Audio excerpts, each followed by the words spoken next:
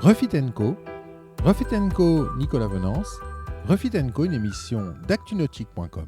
Bonjour et bienvenue à vous sur Refit & Co. Alors pour ce second épisode dédié au refit du Targa 25.1 numéro 42 par Sleep Yachting à Ouistreham, je vous propose de parler diagnostic.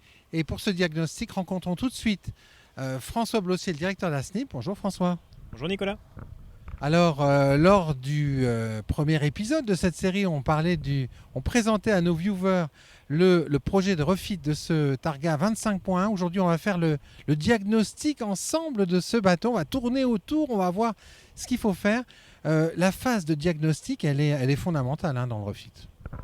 Elle est très importante dans le refit et dans tous les travaux, on va dire mécaniques, même d'entretien. Mais dans le refit, évidemment, l'enjeu au début, c'est de voir jusqu'où on va, de définir les limites, voir un petit peu tout ce qu'il y a d'important à refaire sur le bateau, chose qu'on a fait sur celui-ci. Donc on va faire le tour ensemble. Alors on va faire le tour ensemble. Comme on est au sol, on va s'intéresser déjà à tout ce qui est coque et superstructure et puis look du bateau. Alors ce bateau, il a quel âge? Rappelez-le à nos viewers. Il a 15 ans, tout simplement. 2007, ce bateau a 15 ans. Donc, au niveau extérieur, là, sur la coque, on n'a pas relevé de choc, de choses anormales. Simplement du vieillissement classique, on va dire. Il manquait un peu c'est sûr, un petit polish tous les 2 ans, ça lui aurait fait du bien. Donc là, on voit que la coque est un petit peu mat, en fait, donc un petit peu farineuse. Donc, en fait, on va la polisher complètement, y compris les lignes de flottaison, pour retrouver la couleur d'origine. Poncer, voire même sur les lignes, on va poncer au micron, polisher, et derrière on va appliquer une cire pour retrouver le brillant d'origine et quelque chose d'uniforme. Donc on aura une coque toute brillante en fait par rapport effectivement au rendu un peu farineux qu'on a aujourd'hui. Oui, et sur la partie sous-marine, on voit qu'effectivement il y a pas mal de traces encore de concrétion, coquillage, etc. Qu'il y a du surcouchage, on voit différentes couches là qui apparaissent. Donc là-dessus, deux questions peuvent se poser. Est-ce que c'est un sablage complet pour revenir à l'origine ou est-ce que c'est un ponçage? Là, en l'occurrence, on voit que ça va. Il n'y a pas eu beaucoup de surcouchage, donc ça va être un ponçage plutôt complet et non pas un sablage. Continuons notre petit tour. Ah oui, là, il y a un petit peu de travail.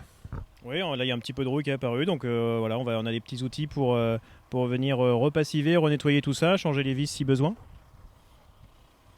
Là, on va voir de ce côté-là, pas de choc non plus, on n'a pas eu de grosse réparation sur ce bateau, donc ça c'est positif. On voit qu'ici il y a des petites choses en inox qui ont été abîmées, qui seront changées. Le liston a l'air pas mal. Le liston, il est un petit peu pâle aussi, donc on a des produits pour les nettoyer, les raviver, les réparer un petit peu en les chauffant, etc. Il y a plusieurs techniques, mais on arrive à leur retrouver une seconde jeunesse. Dirigeons-nous maintenant vers la poupe pour nous intéresser à l'embase. Donc là on arrive sur la partie arrière, effectivement notamment l'embase. Bon, on voit il y a les anodes, tout ça, il y a pas mal de choses à nettoyer, à poncer. Les flaps sont fonctionnels. Sur l'embase en elle-même, effectivement, elle va être démontée, tout simplement. On va démonter l'embase, on va démonter les hélices. On va changer évidemment ce qui est du classique, mais les soufflets et des choses comme ça, mais on va aller un peu plus loin évidemment. Là on a déjà fait l'analyse d'huile, donc l'analyse d'huile relève pas de défaut majeur d'usure prématurée dans cette embase. Simplement quelques très légères traces d'eau. Bon, c'est assez courant. Pourquoi? Souvent, en fait, c'est ici, là, à niveau entre les hélices. Là, si malheureusement vous faites passer un fil de pêche ici, ça peut venir abîmer le joint spi qui est en dessous. Donc là, c'est peut-être ce qui a commencé. Dans tous les cas, nous, de toute manière, c'est démontage des hélices. On retire également l'arbre qui est dans l'embase pour vérifier l'état de l'arbre. On le change ou on le recharge si jamais il est usé. Et on change surtout tous les joints spi qui sont dedans pour retrouver une belle étanchéité. Et ensuite derrière on refait, on met sous pression en fait les embases pour vérifier que tout est bien étanche dedans, qu'il n'y a pas un autre joint ailleurs qui serait défectueux. Mais tous les joints qui sont à changer tous les 5 ans, ils le seront évidemment sur celle-ci. On monte à bord, on va s'intéresser à la cale moteur. Alors qu'est-ce qu'on peut dire sur cette cale moteur que l'on vient juste d'ouvrir, François? De notre point de vue, ça peut faire un peu peur. Après, un novice pourrait dire que le moteur est beau comme ça visuellement, qu'il n'y a pas l'air d'avoir de soucis, un petit peu d'huile au fond, mais non. Après, quand on regarde un petit peu dans le détail, bon, il il était temps, on va dire. Il était temps, effectivement, il est fonctionnel, hein, mais il était temps de faire quelque chose. Donc là, on voit qu'il y a pas mal d'huile en fond de cale. Un premier élément qui nous choque, c'est notamment ce capot là qu'on voit juste ici, la prise d'eau de mer. Donc ça, c'est un capot où il y a eu une campagne de rappel, notamment par le constructeur, il y a 10 ans maintenant. Il aurait dû être changé bien avant, hein, en fait. Et le risque sur ce capot, c'est qu'il saute et que là, vous remplissiez votre cale de moteur. Donc ça aurait dû, un agent Volvo aurait dû le changer, évidemment, il y a déjà bien longtemps. Il devrait être transparent. Il devrait être transparent, le nouveau est fait différemment pour qu'on puisse voir ce qui se passe à l'intérieur et surtout qu'il évite de sauter. Alors, il y a un sacrément de nettoyage à faire quand même aussi, hein, parce que c'est pas très propre. Non, c'est pas très propre. On voit pas mal de traces de corrosion un petit peu à droite, à gauche. Alors pourquoi on se dit il y a des traces de corrosion ici? Alors, c'est pareil, c'est un suivi qui doit être annuel en fait. Là on voit, on a un joint effectivement qui est autour de cette cale moteur. Ce joint, il faut veiller à ce que le capot soit bien appliqué dessus. Là, si on regarde un tout petit peu plus haut, on voit ici ces charnières. Sur ces charnières, on a un réglage en fait, tout simplement. Et ce réglage, il nécessite d'être resserré régulièrement pour que le joint soit bien appliqué. Éventuellement, une étanchéité autour. Ça, c'est des choses régulières qu'on retrouve. Évidemment, ça fait du goutte à goutte sur le moteur, c'est pas bon. Et puis après, ça peut être aussi un capot mal fermé, oublié de fermer en navigation. On a déjà vu ça. Donc évidemment, de l'eau rentre. Alors on se dit au début, c'est pas grave, mais en fait, il faut tout de suite rincer et regraisser l'ensemble de la cale. Donc voilà. Après, c'est du suivi quotidien qu'il a manqué un petit peu dans ce bateau. Voilà, donc on suivra ça alors du suivi du refit de la cale moteur, sachant que sur ce moteur, vous allez le sortir en fait. Oui, tout à fait. Évidemment, on sort complètement le moteur pour mettre dans nos ateliers, refaire les réfrigérants là qu'on voit là-bas, donc refaire tous les nettoyages dans des réfrigérants d'eau, réfrigérants d'huile.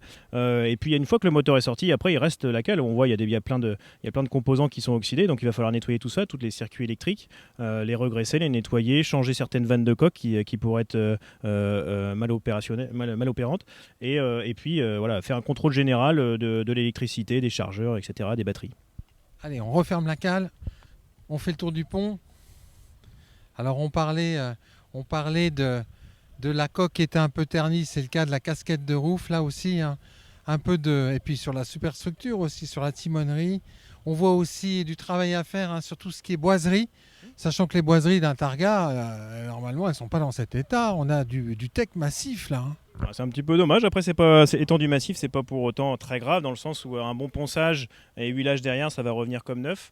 Identique pour les inox. Là, la casquette, il y a différentes possibilités. Ça peut être un covering, ça peut être un ponçage et derrière un traitement via de la céramique qu'on fait de plus en plus souvent aujourd'hui pour préserver la couleur pendant plusieurs années.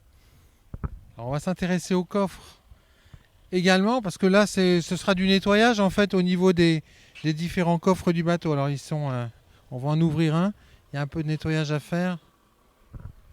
Oui, il y a du gros nettoyage. Là, ce qu'il faut regarder, c'est sur le tech. Là, on voit ça, il est un peu creusé, mais ça reste tolérable. Il faut surtout jamais les nettoyer au Karcher ou des choses comme ça.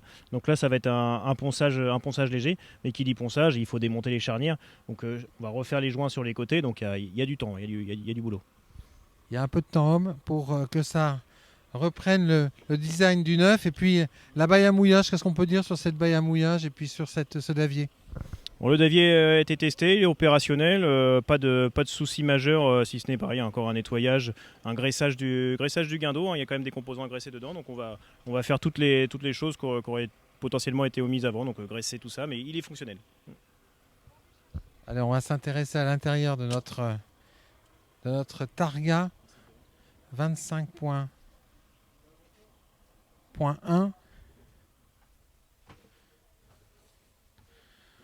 Bon, on va dire qu'il est en état d'usage. Hein. Là, il va y avoir du cosmétique à faire. Ah oui, du cosmétique. Alors, en bas, bon, évidemment, le tech, on y revient, mais évidemment, ponçage, nettoyage, rehuilage. Mais hormis ça, il y a quand même des petites choses. Là, comme on voit, c'est des choses qui arrivent souvent quand on navigue les portes ouvertes, c'est-à-dire les petites charnières ici à changer. Les petits loquets, bien évidemment là. Le traitement de ces inox ici, et puis le sol évidemment là qui est très blanchi, mais bon, étant du massif, encore une fois, tout ça on va le récupérer, même si c'est du temps, effectivement, il y a pas mal de technicité pour retrouver quelque chose de propre et qui tient dans le temps, mais rien d'insurmontable. Les selleries sont un peu passées là. Oui, là on voit la sellerie effectivement là qui va. La question se pose, mais évidemment, même avec un bon nettoyage, j'ai peur que sur celui-ci, effectivement, le changement soit nécessaire. Ouais, un peu de, un peu de travail. L'électronique, elle semble assez correcte quelque part. Alors, on a une partie d'électronique qui est d'origine et une partie un petit peu plus récente. Là, c'est vraiment, tout a été testé, c'est opérationnel, c'est fonctionnel, c'est vraiment pas nécessaire de tout changer, sauf si évidemment on veut des dernières technologies. Ça, souvent, c'est une discussion avec l'acheteur qui par-dessus dit est-ce que je suis prêt à mettre une somme en plus pour changer l'électronique ou non, sachant que voilà, c'est pas indispensable, le bateau fonctionne très bien tel quel. On va voir la salle d'eau hein, qui est à l'avant. C'est un des avantages de ce bateau. 25 points avec une véritable salle d'eau avec une très grande hauteur sous barreau. Bah, là aussi, en fait, hein, ça mérite un bon nettoyage. Ah, ça mérite un bon nettoyage. On voit que du coup même la robinetterie hein, a pris pas mal d'oxydation, donc va falloir changer tout ça, nettoyer, voir un petit peu tout pareil sur les WC. Il y a des joints à changer, de l'entretien courant, on voit la tuyauterie, etc. C'est des choses qu'on change aussi pour vérifier que voilà que tout soit fonctionnel et que ça reparte surtout pour plusieurs années. Pour plusieurs années. Bon alors, comme ça, quel bilan peut-on dresser de ce diagnostic? Il est dans quel état ce bateau? Ce bateau, il est dans la lignée de ceux qu'on reprend en fait. Hein. C'est-à-dire qu'il y a du boulot, c'est sûr, mais il a rien d'insurmontable. Il y a beaucoup de temps à passer, mais il n'y a pas eu de vis majeure, il n'y a pas de choc, il n'y a pas de défaillance majeure sur le moteur. Donc c'est vraiment reprendre toutes les bases qui ont peut-être un peu manqué les dernières années. Donc c'est reprendre tout de fond en comble pour vérifier, contrôler, changer si besoin. Donc du classique pour nous, mais il y a quelques centaines d'heures à passer quand même. Faut pas se leurrer. Quelques centaines d'heures. Notre prochaine émission parlera mécanique, hein, je crois. Tout à fait, on va sortir le moteur et puis commencer à démonter tout ça, à regarder. Alors évidemment, là, on peut faire des hypothèses, des diagnostics, des devis, etc. avant. Tant que l'ensemble n'a pas été démonté pour voir ce qui se passe derrière, on ne peut pas tout savoir avant, évidemment. Merci beaucoup François, à bientôt. Merci Nicolas, à bientôt.